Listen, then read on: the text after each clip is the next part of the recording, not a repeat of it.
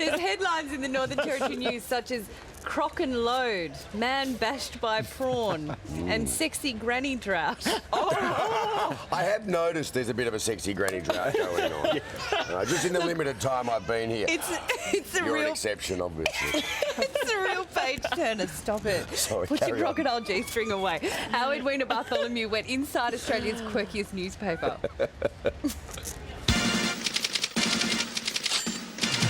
It's the morning meeting, and in this frantic news cycle, every minute matters. I had the alpaca, which was beautiful, but I never ate the guinea pig. I quite fancy guinea pig. It's like eating rat. It's like quail, but smaller. Well, almost every minute. Territorians have got a great sense of humour, and they probably let us get away with a bit more than people in other states might. Now, there was this motorcyclist that got jumped by a dog.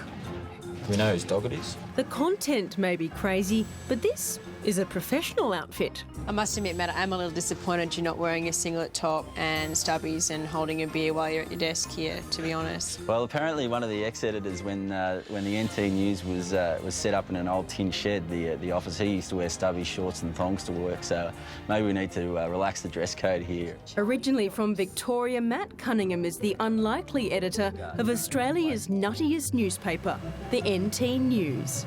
Give us the funniest story you've ever done. Well, the very first story I wrote for the NT News was about a woman who was making casseroles out of cats.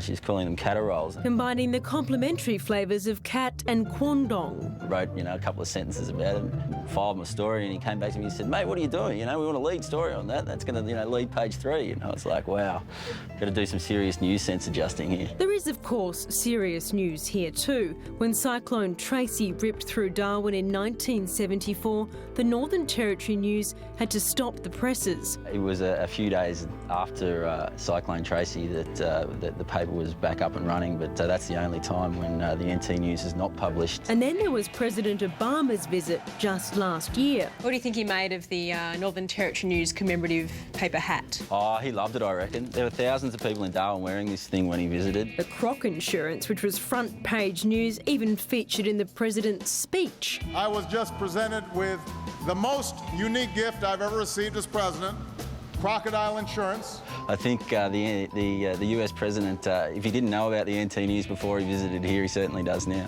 But even bigger than Obama was Brutus, a crocodile story that went global. There's nothing like a good croc story to get people on their toes in this newsroom. Such as Croc and Load. What a crockhead. Croc v. Croc. And the sequel, Croc v. Croc v. Croc. Many of our stories just go around the world, and they come back to us via the internet, of course, from the most strange sources. It was senior reporter Nigel Adlam who spotted this year's Valentine's Day yarn. Romeo and Julie living in Darwin with their kids. It's a front page Valentine's Day photo, surely. Darwin's an unusual city. The Territory's an unusual place. Too right, like when a couple enjoyed a rigorous romp on a balcony right in front of the newspaper's cameraman, resulting in the front page. Eiffel Tower. Do you ever think this story's just going a little bit too far? No, that was a walk-up start, I think. That story, I think we've had more than 1 million hits on our website with that story. Who knows why, but I think that's a classic Territory story. I mean, where else do two people at 4 o'clock in the afternoon have sex on their balcony right in the middle of the CBD? It's those kinds of stories that often catch the eye of our good friends over at Media Watch. UFO Armada invades NT. The truth is out there. Is it a bird? Is it a plane? Not if the Northern Territory News can help it, it's not. They haven't done much on us lately. I think they've gone, quite serious on Media Watch. Perhaps because in one response, the former editor accused host Jonathan Holmes of being a skivvy-wearing, soy latte-drinking yuppie. I'm afraid to say it's true. We have not featured the Northern Territory News except once since Matt Cunningham became editor, and, well, look, we haven't gone off them. We still love them. But I think they've got to do something really bad. Worse than Horny Roo stalks MT women. Or the sequel. Horny Roo strikes again. I mean, they are fabulous, aren't they? Especially the Horny Roo. Not to forget another classic. Horny Ghost haunts house.